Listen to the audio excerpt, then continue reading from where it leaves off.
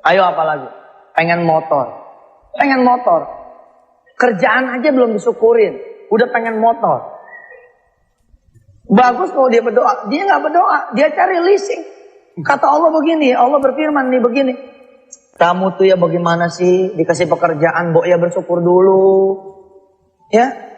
Aku nih bisa memberikan kamu pekerjaan. Apalagi motor. Kan begitu tuh Allah. Ya kan? Tapi yang terjadi apa? Kita tidak begitu. Begitu kita kerja, naik angkot, naik bus, kita capek. Karena capek kita kumpulin duit, kita ngutang ke motor. Akhirnya apa? Nggak kebayar. Begitu nggak kebayar, pusing.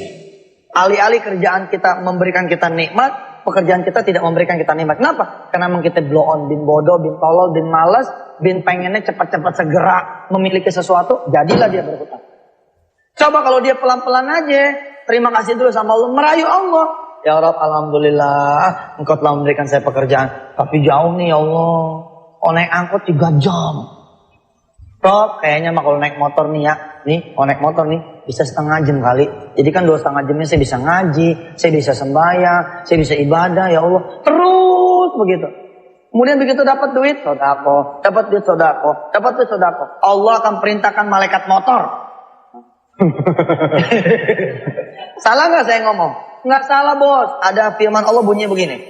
Innalladzina qalu rabbunallahu thumma istaqamu tatanazzalu alaihimul malaikatu alla takhafu wa la tahzanu wa abshiru bil jannati allati kuntum tu'adun. Siapapun yang udah dekat sama Allah, dia deketin terus Allah, dia istiqomah bersama Allah. Tatanazzalu alaihimul malaika. Allah akan kirimin buat dia malaikat. Salah nggak kalau saya bilang Allah ngirimin kita malaikat motor? Enggak.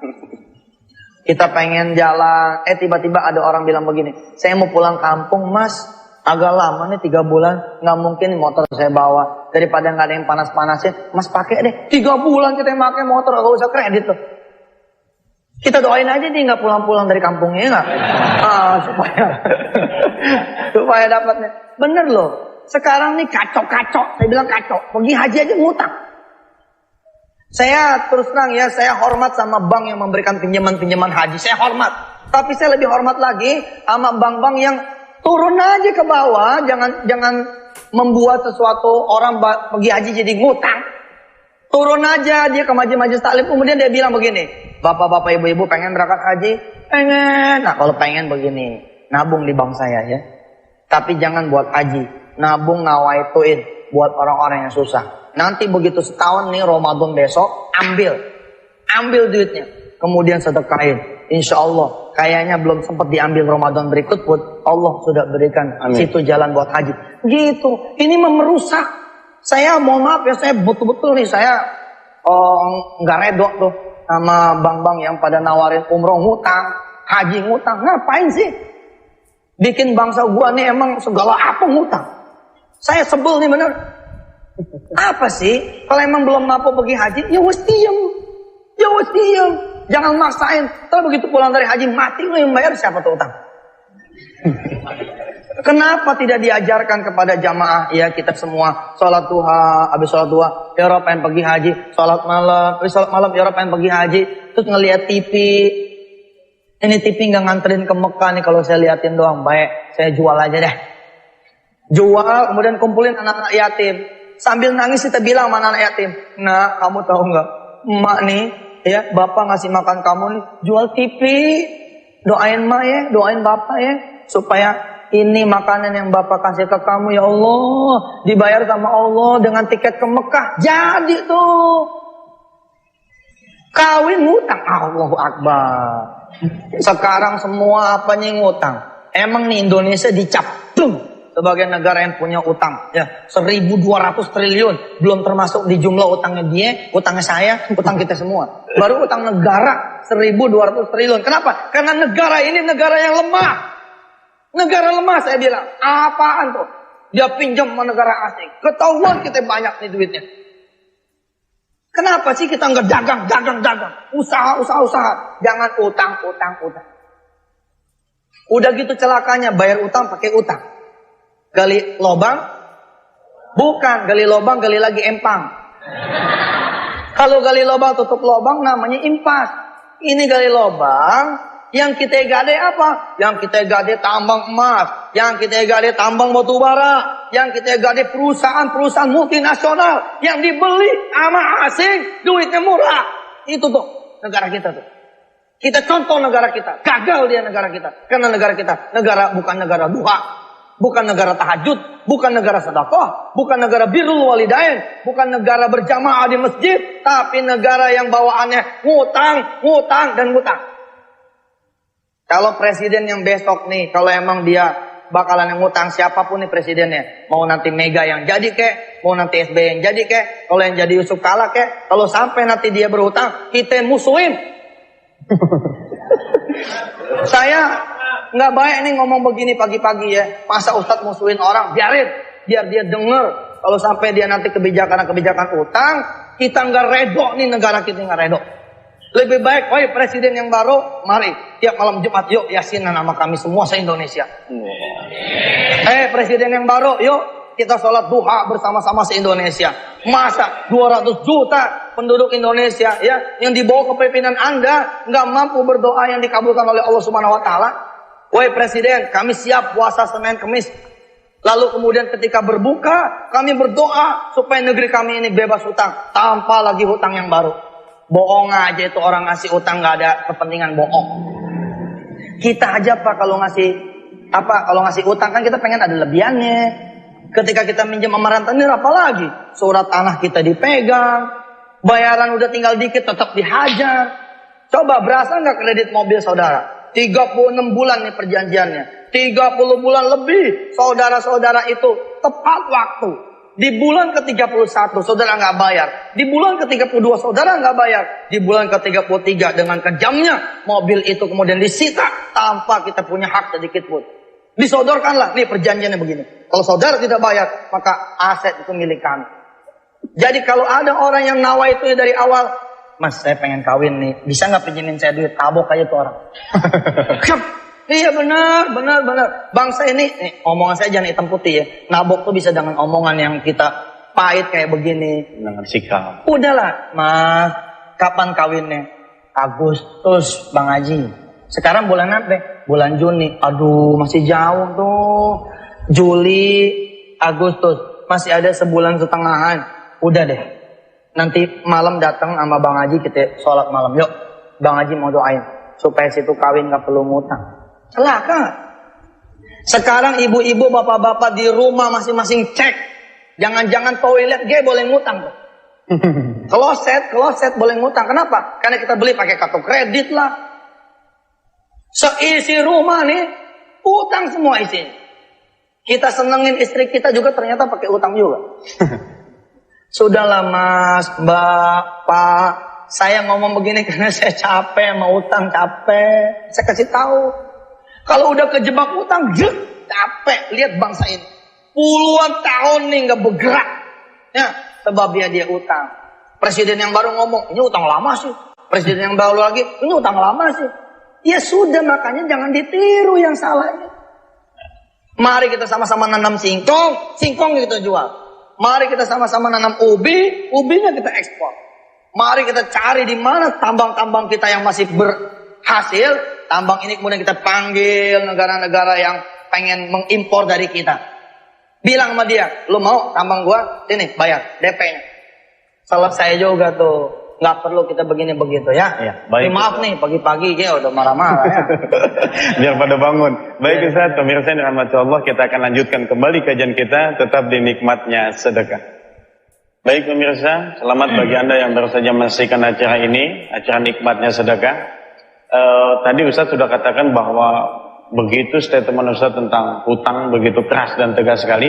Sekarang begini Ustaz, kalau seandainya ada orang yang dia mungkin memiliki sebuah ancang-ancang gitu Ustaz ya, dia punya gaji sekian, lalu kalau seandainya dia ngambil kredit rumah atau kredit kendaraan, tapi dia bisa tutupin dari hasil gajian di tiap bulan, apakah itu tetap nggak baik juga Ustaz? Kalau menurut Ustaz Alba sendiri gimana? Menurut saya selama dia masih bisa, ini pun nanya ditanya lagi Ustaz. Jarang-jarang kan. Ini habis kehabisan suara. Jadi kalau menurut saya selama apa yang dia lakukan itu tidak menyusahkan dia dan dia yakin dan bisa dia jamin, silahkan. Tapi kalau sesuatu dia nggak tahu, kemudian nanti apakah dia dipecat atau segala macam, pertimbangannya lebih baik jangan. Karena saya teringat dengan Abu Bakar Siddiq, Umar bin Khattab ketika anaknya datang, dia ngeluh sama ayahnya, dia menangis, dihina sama teman-temannya, bajunya bolong-bolong. Lalu Umar itu datang ke kas negara, dia pinjam uang. Dari kas negara itu katakan, ya Umar, kalau kau betul mau pinjam, kapan kau kembalikan? Dikatakan minggu akan datang. Ditanya kembali, yakinkah minggu depan kau akan masih hidup? Kalau dia menangis dan katakan kepada anaknya, nak, biarkanlah kau menggunakan pakaian seperti ini, karena ayahmu takut kalau nggak bisa lunasi hutang. Begitu, Ustaz. Ya itu dia saya bilang, apa yang salah dengan rumah kontrakan misalkan gitu ya? Nggak ada yang salah tuh nafsu kita. Apa yang salah dengan tidak punya TV? Nggak ada yang salah. Tapi ketika kita pengen punya TV, lalu ada tetangga bilang, boleh lu bayar 11 kali ya. Ini TV harganya 1 juta, tapi jadi 2.200.000, lo bayar tiap bulan 220. Subhanallah kita iyain itu. Karena emang kita ini gelap mata. Ya, mata kita ini buta. Nggak bisa ngelihat yang sudah ada. Ini saya bacain nih salah satu jemaah nih. Tapi jangan deh. Kagak banyak. Ya, isinya kurang enak. Pokoknya manusia tuh nggak ada syukurnya. Manusia ini memang tidak ada syukurnya. Padahal gampang kata Allah, syukuri dulu saja. Nanti aku akan tambah rezekiku untukmu. Wa itta'adzana rabbukum la in syakartum la azidannakum wa la in kafartum inna adzabi lasyadid. Dia kerja, dia kumpulin duit, dia dapat mobil tahun 95. Tapi hatinya nggak bisa ngelihat tuh 95. Hatinya ngelihat 2005. Matanya nggak bisa ngelihat dia punya mobil 95. Matanya ngelihat mobil yang 2005 terus. Pantatnya dia punya ya, duduk nih, kayaknya nggak ada syukurnya bahwa dia punya mobil tahun 95, yang lain belum punya mobil. Karena dia punya pola hidup seperti itu, akhirnya nih mobil nggak disyukuri sama dia. Yang ada bagaimana caranya ya mah, bagaimana caranya ya mah, bagaimana caranya ya mah, begitu terus. Akhirnya apa? Dua-duanya sepakat menjadikan mobil ini DP, jadi susah dia ngutang. Baik. Kemarin memang tidak ada AC, tapi tidak ada angsuran. Sekarang AC ada, tapi keringetan deg-degan. Kenapa? Karena mobil ini bakalan disita sama bank udah 2 bulan kagak bayar. Udahlah, betul yang Ustaz Albar bilang. Betul Ustaz Albar bilang. Biarin nak, begitu kata Umar Ibn Khattab. Biar kamu dihina, tapi kamu nggak punya utang. Mulia Ustaz. Oh, subhanallah. Baik Ustaz. Ada yang mau bertanya Ustaz? Silahkan. Yang sudah siap mau tanya tadi ada ya? Silahkan. Iya, baik, silakan. Iya, langsung aja Mas. Assalamualaikum warahmatullahi wabarakatuh. Waalaikumsalam warahmatullahi wabarakatuh. Terima kasih kepada Ustadz. Dan saya nama saya Rasna Haji Wisnu dari Lampung, Yayan Lampung. Ya. Alhamdulillah senang sekali hadir bersama-sama di sini. Yang ingin saya tanyakan adalah, yang pertama, ada orang yang berhutang, tapi biasanya orang yang berhutang itu kan udah meninggal duluan. Tapi ini kasus udah meninggal duluan. Udah meninggal duluan. Tapi ini kasusnya berbeda. Yang dihutangi itu meninggal duluan, bukan yang hutang ini. Nah, ini bagaimana yang membayarnya? Apakah dia mau bayar kemana? Apakah dia bersedekah untuk niatnya untuk membayarkan hutang yang telah dibayar, yang dihutangi itu seperti apa Ustaz? Ya, baik, terima kasih. Ya, Assalamualaikum warahmatullahi wabarakatuh. Waalaikumsalam. Baik, anggap aja begini ceritanya ya. Yang punya utang meninggal, umpama ya, maka yang harus nanggung itu ahli warisnya. Kalau emang ahli warisnya nggak bisa bayar, yang ngomong aja bayar-bayar sama yang ngutangin. Enteng kok. Kalau yang ngutangin ini bisa ngasih maaf, insya Allah selesai. Kalaupun nggak bisa ngasih maaf, dia bilang nggak mau, pokoknya bapak kamu tuh utang harus tetap bayar. Ya udah bayar aja. Insya Allah itu kebaikan buat orang tua kok. Sekali kita bilang utang orang tua saya akan saya bayar, nah, Allah redo tuh. Allah akan kasih kesempatan anak didik anak kandungnya atau anak ahli waris yang meninggal ini punya duit buat bayar utang. Tahu kapan. Terus kalau yang kemudian punya Yang ngutangin itu yang meninggal dunia, ya bayar aja ke ahli warisnya. Umpama dia meninggal nih, ya kan dia punya anak, punya istri atau punya suami, kasih kepada dia, insya Allah seperti itu. Baik Ustadz, ada satu lagi penanya, silakan. Assalamualaikum warahmatullahi wabarakatuh. Waalaikumsalam warahmatullahi wabarakatuh. Saya mau bertanya dengan Ustadz, saya dari siswi IMAN 2 Kudus. Apakah dengan sedekah kita bisa menjadikan kaya supaya tidak akan terjadi utang piutang di negara kita atau di generasi kita? Terima kasih. Assalamualaikum. Silakan Ustadz. Ya itulah dia, kenapa Allah ajarkan sedekah supaya kita memang tidak tertindas. Coba lihat struktur doanya ya. Struktur doanya lihat.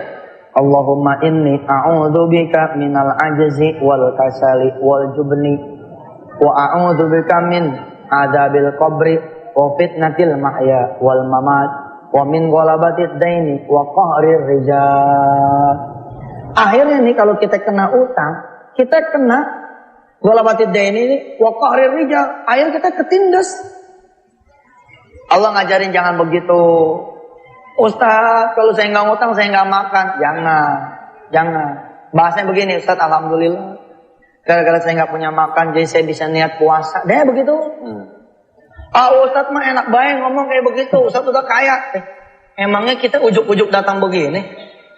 Enggak juga lah, sama aja. Saya bercerita, subhanallah, mudah-mudahan ini tidak termasuk riya dan sum'ah. Ya, tapi termasuk riya dan sum'ah juga, nggak usah diomongin deh. Pokoknya mah begitu deh. Ya. Malah saya acungin jempol kalau ada orang-orang yang bilang begini, Ustaz, saya office boy. Saya punya gaji cuma 400 Ustaz. Sedangkan di rumah saya ada ibu saya. Sedangkan di rumah saya ada adik saya yang saya kudu biayai. Ustaz, kalau kami nggak puasa Daud, niscaya nggak mungkin kami bisa sedekah. Ustaz, saking pengennya saya bersedekah, kami sekeluarga memilih puasa Daud Ustaz. Kami memilih jalan kaki ke tempat kerja kami dan ke tempat kami sekolah. Alhamdulillah Ustaz, Allah malah bikin saya punya uang sedekah setiap bulannya itu 50.000 sebab kami bisa seperti itu. Saya acungin jempol. Tapi saya bilang, buat orang-orang yang udah punya makanan lalu bilang gini, naruh di mana ini makanannya ya? Oh, naruh di kulkas, kulkasnya belum ada. Ngutang. Sekarang pusat-pusat perbelanjaan itu memerangkap kita semua. Dengan dia kasih kita kartu kredit buat kita itu belanja. Akibatnya apa coba? Kita niat beli terasi, ya, yang enggak kita beli. TV flat kita nggak ada niat tuh buat beli itu. Tapi gara-gara di kantong kita ada kartu isinya 10 juta nih, kita belanja. Mestinya kita bilang nih, say no to hutang, say yes to sedekah. Kita bilang enggak, gue udah kapok punya hutang. Ustaz, kalau saya nggak ngutang, mana mungkin saya bisa ngegedein usaha? Gue bilangin sini. Ngegedein usaha tuh nggak perlu lu ngutang. Lu sholat malam lu gede tuh usaha. Lu sholat duha juga gede tuh usaha. Cuman emang kudu sabar. Jangan lu sholat duha baru sebulan 2 bulan lu pengen gede usaha. Lu jangan dong, tenang aja dulu. Ustaz, kalau saya nggak ngutang dari mana? Saya modal dagang dari Allah. Sholat duha aja dulu, bilang sama Allah, Roh, saya udah nggak kerja, masa sih nggak usaha? Tapi saya pengen usaha, dari mana duitnya? Kalau ngutang, nggak deh. Kayak nggak percaya engkau bisa ngasih modal aja. Saya mah percaya nih Rob, engkau bisa ngasih modal saya nih. Tolong ya Rob, yang lain datang ke orang lain, saya mah datang ke engkau saja. A'attakhidhu min dunihi alihatan yuridur rahman bi dhurril la tughni anni syafa'atum syai'a wa la yunqidun. Buat kita ini Allah saja. Pengen apa? Udah minta sama Allah. Insya Allah. Tradisi berhutang kita katakan pagi ini nggak usah lagi. Saya nih orang yang kapok. Kapoknya ini kapok kuadrat. Bukan cuma kapok tapi kapok kuadrat. Kenapa dulu saya begitu gampang berhutang? Padahal harusnya kita gampang duha, gampang tahajud, gampang sedekah, gampang puasa, gampang minta doa. Insya Allah nggak perlu kita utang, kita bisa dapat apa yang kita inginkan. Insya Allah. Baik Ustaz, kita akan lanjutkan kembali. Ada yang ingin bertanya silahkan. Iya Bapak, sebutkan nama. Terima kasih. Assalamualaikum warahmatullahi wabarakatuh. Waalaikumsalam warahmatullahi wabarakatuh. Pada yang terhormat Ustadz Yusuf Mansur, terima kasih. Pertama-tama saya ucapkan pada TPI atas kami semua dari Kudus bisa diterima dan bisa hadir di kegiatan hari ini. Saya hanya mau menyampaikan sedikit tentang apa-apa yang sudah mungkin Ustadz Yusuf Mansur sampaikan sekian lama, bahwa anak-anak kita ini di madrasah sudah dicanangkan tentang sodakoh atau sedekah. Ada amalan Jumat, ada dana sosial, ada dana-dana yang untuk luar negeri yang tentang Palestina dan lain sebagainya, selalu untuk itu. Keberkahannya ada insya Allah, lulus 100% dan lain sebagainya anak-anak. Nanti tolong didoakan anak-anak saya pada yang terhormat Bapak Ustadz Yusuf Mansur. Baik. Yang saya sampaikan selaku guru ini Pak Ustadz. Guru ini kalau sekarang anak-anak itu realistis tentang temanya yang tadi dikatakan bahwa sodakoh atau sedekah mampu membebaskan hutang. Ini kalau saya sampaikan ke anak-anak dengan hitungan matematis, saya yakin itu anak-anak pas tanya, loh Pak kita kasih uang kok malah bertambah banyak, itu hitungannya gimana? Kalau kita ngasih kan hitungannya 2 dikurangi 1 kan 1, 2 dikurangi 2 0. Loh kok Ustadz bilang jadi 10 kali dan lain sebagainya. Ini perlu realistis Pak Ustadz. Tolong ini anak-anak yang hadir di sini juga bisa menimba ilmu, tapi harapan saya ini didengar oleh sekian banyak pendidik, jadi tolong dijelaskan secara matang. Saya kira itu, terima kasih. Assalamualaikum warahmatullahi wabarakatuh. Iya, ini ada adik-adik kita ya yang masih hadir, masih mengikuti tayangan kita ya. Dari Kudus ya, asalnya dari 2 Kudus ya. Saya berdoa mudah-mudahan seluruh anak-anak alia di seluruh Indonesia bisa mendapatkan kesempatan beasiswa ya ke Al-Azhar Kairo ya di Mesir, atau di Madinah, atau di Mekah, atau di Damaskus Syria, atau di Yaman Hadramaut, atau dimanapun.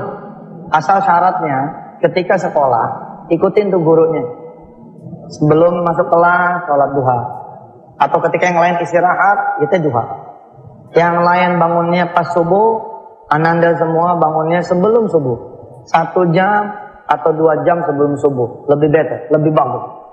Kemudian mahabbah sama guru, mahabbah sama orang tua yang betul khidmatnya, sekhidmat-khidmatnya.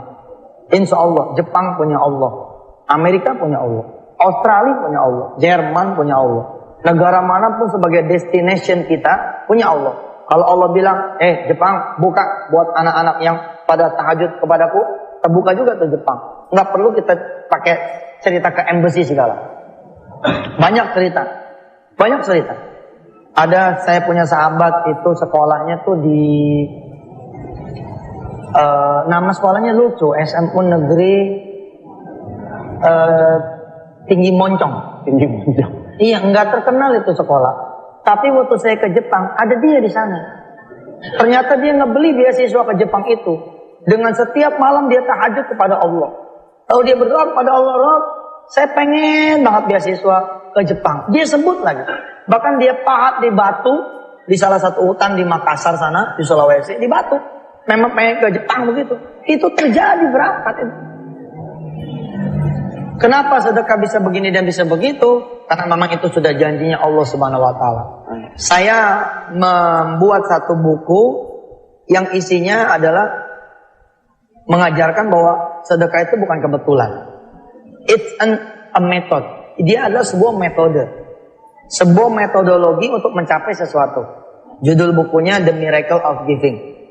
Keajaiban-keajaiban sedekah. Memang tidak cukup waktu kita untuk membedah di sini. Tapi ingin saya sampaikan bahwa sedekah itu memang menjadi penarik energi. Jadi ketika kita, dan secara psikologis juga benar. Umpama kita sakit nih, kita menderita. Suatu saat kita baca hadis, dawu marbakum bisadaqah, obati penyakit kalian dengan bersedekah. Kita yang sakit ini jalan ke orang-orang yang sakit juga, tapi tidak bisa beli obat. Begitu kita kasih dia, hati kita jadi nyes. Ya Allah, kita sakit tapi kita masih dapat buat beli obat. Ini ada yang sakit nggak bisa beli obat. Saya sakit masih bisa dipapah sama anak dan istri. Ini dia sakit tergeletak di tempat tidur, nggak ada keluarganya. Akhirnya apa? Akhirnya kita udah seneng duluan. Kita miskin, kata Rasulullah, keluar. Cari yang lebih miskin daripada kalian. Beri makan tuh yang lebih miskin daripada kalian. Begitu kita keluar nih ngasih makanan yang kita simpen buat ntar malam. Tapi karena ntar malam masih jauh. Kita bismillah, kita cari siapa yang belum bisa makan di pagi ini. Begitu kita kasih, apa kata dia? Makasih ya Pak Haji, makasih. Jangan Pak Haji, saya masih miskin. Oh makasih Pak miskin. Makasih Pak, Bapak udah ngasih saya makan, anak-anak saya dari semalam belum makan. Subhanallah, saya miskin tapi semalam saya makan. Saya miskin tapi semalam saya kenyang. Ada orang-orang yang dari semalam belum makan. Maafin saya ya Allah. Kenapa saya harus khawatir dengan rezeki siang dan malam, sedangkan saya tidak bersyukur di rezeki yang semalam. Wah, luar biasa. Orang-orang yang gajiannya kurang dan kurang. Selama dia mikirin yang kurang, dia tidak akan pernah merasa cukup. Betul. Tapi ketika dia kemudian bismillahirrahmanirrahim, ya Allah, gaji saya kurang. Tapi kalau mikirin kurang melulu malah nggak bakalan bisa saya sedekah. Bismillah ya Allah, gaji saya 1 juta. Saya ambil nih 100 ribu. Saya mau sedekah kepada hamba-hambamu yang lain. Yang barangkali bukan cuma nggak punya gaji, tapi nggak punya pekerjaan. Rob, izinkan saya bertahan dengan duit 900 ribu ini. Selesai. Hiduplah kemudian yang prihatin. 5 anak, tadinya 5 potong ikan. Kompromi sama keluarga. Sudahlah, kita makan 1 potong saja. 1 potong ini kita bagi 5. Kita kalau perlu jangan makan mie 5 bungkus. Tapi makan mie 1 bungkus ber-5. Supaya 4 bungkus kita bisa sedekahkan. Seperti itu. Kita biasanya beli bensin full tank. Untuk 10 hari. Barangkali. Untuk 3 hari. Sudahlah. Isi bensin hanya untuk 1 hari. Jatah yang 2 harinya, biar urusan Allah kita sedekahkan. Luar biasa. Kalau kita mau berpikir buat bersedekah, niscaya kita benar-benar bisa bersedekah. Ada orang di Jawa ya, nih saya ucapin salam buat teman-teman Bani Adam Boyolali, buat teman-teman wisata hati di seluruh daerah. Barangkali pernah mengingat ada satu kisah, ada seorang tukang pijit di satu masjid di Jawa nih, saking pengennya sedekah, dia hadiahkan itu stiker sama minyaknya, itu buat satu pengembara yang lagi nyari kerjaan. Dipanggil ini si anak muda, sini, kamu tungguin stiker saya, kamu pakai minyak kelapa saya, kamu pijitin orang. Insya Allah seluruh hasil pijitan yang hari ini untuk kamu, tidak saya pungut sewa stiker dan pengganti minyaknya. Ada hamba Allah yang menyedekahkan bakul jamunya. Dia cuma punya satu-satunya bakul jamu sama satu-satunya gendongan. Gendongan dengan bakul jamunya ini dia kasih ke orang lain. Supaya orang lain itu bekerja. Luar biasa. Subhanallah. Ada orang yang punya lapak pecel lele. Saking pengennya sedekah, dia punya keluarga. Dia panggil ada iparnya. Apa dia bilang? Tungguin. Tungguin ini lapak saya. Tungguin ini warung pecel lele saya. Hasilnya ambil buat kamu. Allahu Akbar. Allah akan melihat orang-orang kaya yang bersedekah. Allah akan lebih melihat lagi orang-orang miskin yang bersedekah. Allah akan melihat orang-orang yang berkecukupan bersedekah. Allah akan lebih melihat lagi orang-orang yang kekurangan yang bersedekah. Allah akan bangga kepada mereka-mereka yang sehat dan mau menjaga sehatnya dengan cara bersedekah. Allah lebih bangga lagi untuk mereka-mereka yang sakit yang mau bersedekah. Allah bangga terhadap mereka-mereka yang tidak punya utang lalu mau bersedekah. Dan Allah lebih bangga lagi kepada mereka-mereka yang punya utang tapi juga tetap mau bersedekah. Hayo bangun. Bangun. Ingat Allah. Ustadz, hari ini temanya utang. Bagaimana kalau saya udah keterlanjuran sekarang punya utang? Lapor terus sama Allah. Pagi, siang, sore, malam lapor ke Allah. Sekarang subuh, sebentar lagi duha. Maju, sholat duha. Yang lain 2 rakaat, saudara mentokin 12 rakaat. Nangis ke Allah, ya Allah maafin saya, udah terlanjur sekarang berhutang. Rob, bukakan saya jalan rezeki supaya saya bisa membayar hutang saya. Kemudian jadilah orang yang kangen. Kangen sama apa? Kangen sama sholat lohor. Supaya kita bisa lapor lagi ke Allah. Sebelum azan kita sudah masuk masjid. Sholat sunat tahiyatul masjid. Habis sholat sunat tahiyatul masjid, doa. Kalau perlu ambil mic, kita yang azan. Habis azan kita sholat qobliyah. Kita zuhur berjamaah, ba'diyah. Berdoa lagi. Terus begitu. Insya Allah nggak ada yang terlanjur. Kecuali Allah akan bayarkan itu hutang. Tapi juga jangan jadi orang yang lemah. Ustaz, aneh udah 7 minggu nih duha. Ustaz, aneh udah 7 malam nih tahajud. Ustaz, aneh udah sedekah nih. Tapi mane. Bukan mane, lu sini. Pernah berzina nggak? Iya Ustaz, saya pernah berzina. Berapa kali? Nggak kehitung Ustaz. Udah selesai tuh. Diampuni nama Allah aja udah bagus. Dikasih kesempatan hidup aja udah bagus. Kejar aja dulu bertobat. Ustaz, saya nggak pernah berzina. Oke, kalau nggak pernah berzina, pernah nggak dimarahin sama orang tua? Iya tuh. Saya pernah dimarahin sama orang tua. Baik, minta ampun sama orang tua. Minta maaf sama orang tua. Supaya rezeki kebuka. Pokoknya mah terus ke Allah. Terus ke Allah. Sama seperti nasihat saya kepada diri saya dan kepada orang-orang yang belum berhutang. Jangan berhutang, ke Allah terus. Nah, kalau sudah terlanjur, ya ke Allah aja lagi. Insya Allah, dari punya utang menjadi punya uang, gampang buat Allah mah. Gampang. Tinggal dihapus huruf T-nya. Huruf T-nya dihapus, dari punya utang jadi punya uang. Insya Allah. Ustaz Albar barangkali ada yang mau disampaikan? Iya Ustaz, dari tadi saya ngeliatin di depan ini. Saya ingat minggu lalu Ustaz, saya bilang bahwa saya ingin ngajak istri saya itu bersedekah. Ya semoga ya utang-utang kita juga lunas Ustaz. Malumlah manusia utang juga Ustaz. Subhanallah. Jadi saya ajak istri saya untuk maju ke depan. Kita serahin cincin pernikahan kita. Ya mungkin nilai nggak begitu, tapi nilai historisnya itu Ustaz. Cincin nikah ya? Cincin nikah Ustaz. Oh iya, Ustaz Albar pernah janji. Pernah nanya istrinya. Ya mana sekarang istrinya? Ya, Bunda, mana Bunda? Mana Bunda. istrinya? Ya sini, naik. Sini ke depan. Ini istri Ustaz. Inilah istrinya Ustaz Albar. Ya, sini Bunda.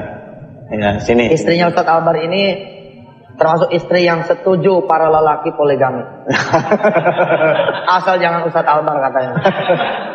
Ini gimana Pok? Ini Ustaz, Bunda buka cincinnya. Ya, ini bismillah kita sedekahin untuk Islam, untuk Indonesia, untuk pembibit. Subhanallah. Jamnya sekalian Ustaz. Oh ya, oke. Ini kapan lagi kita bisa nodong Ustaz Albar kan? Iya. Alhamdulillah. Jam tangan Ustaz Albar sama cincinnya. Alhamdulillah. Kita doain Ustaz Albar bisa melahirkan anak-anak yang soleh-solehah. Amin. Ya, bersama istri dan seluruh orang-orang yang pada sedekah pada hari ini. Amin. Ini hari ini juga nih ada yang sedekah cincin kawin yang sudah dipakai selama 42 tahun.